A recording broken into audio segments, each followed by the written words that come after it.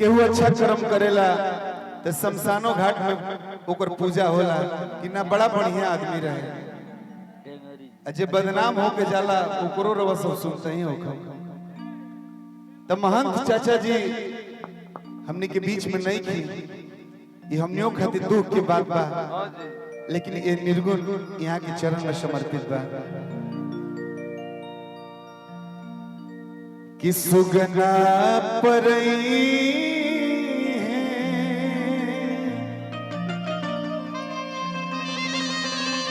रे दैबा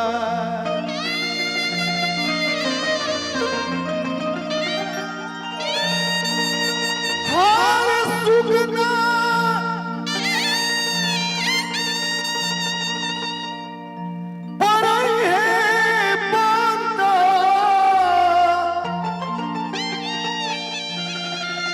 अरे होई है नजरिया वीरान हो जाई, अरे जिया वीरान हो जाई एक दिन माटी के सरिया, वीरान हो जाई एक दिन माटी के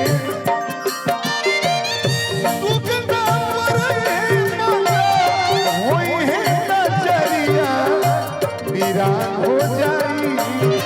वीरान हो जाई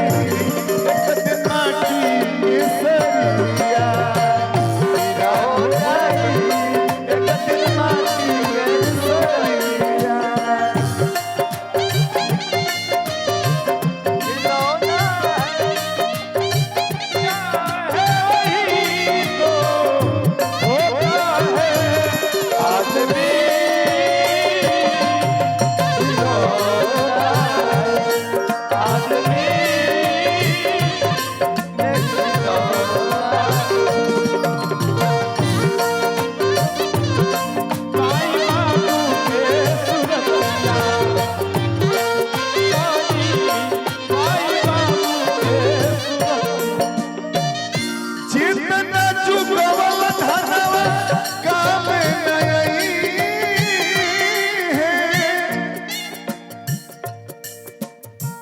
तुम्हारी जमाल का एक दिन देखी के ही नहीं है,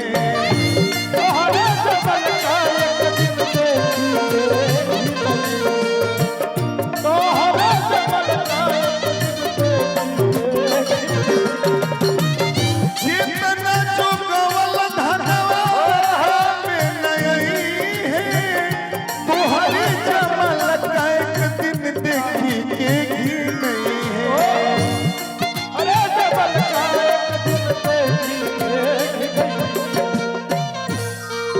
विवेक ओझा जी आपके तरफ से पुरस्कार, भगवान से प्रार्थना रही कि प्रभु की दया दृष्टि रुआ पर हमेशा बरकरार रहो, हमेशा आशीर्वाद मिलत रहो।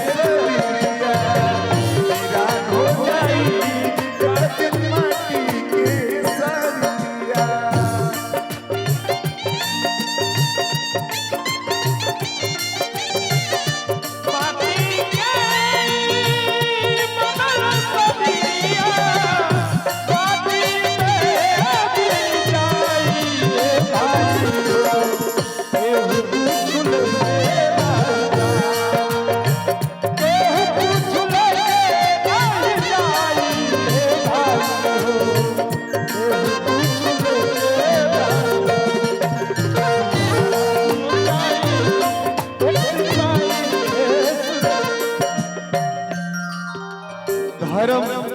अधर्म बड़े भैया पंकज वसुधरी भैया बैठल बन यही जे संघाती बा एक दूसरा के, इस भाव लिखे वाला लिखल धर्म या धर्म तुहार हुई है संघातिया, कर्म अनुसार सुगन मिली तो है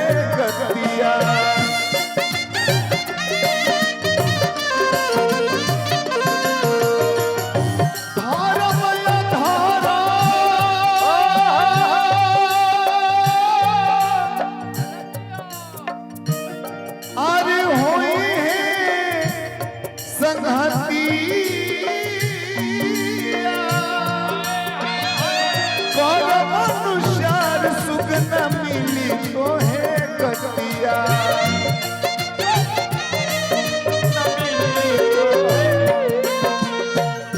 कामे न आई कामे न आई है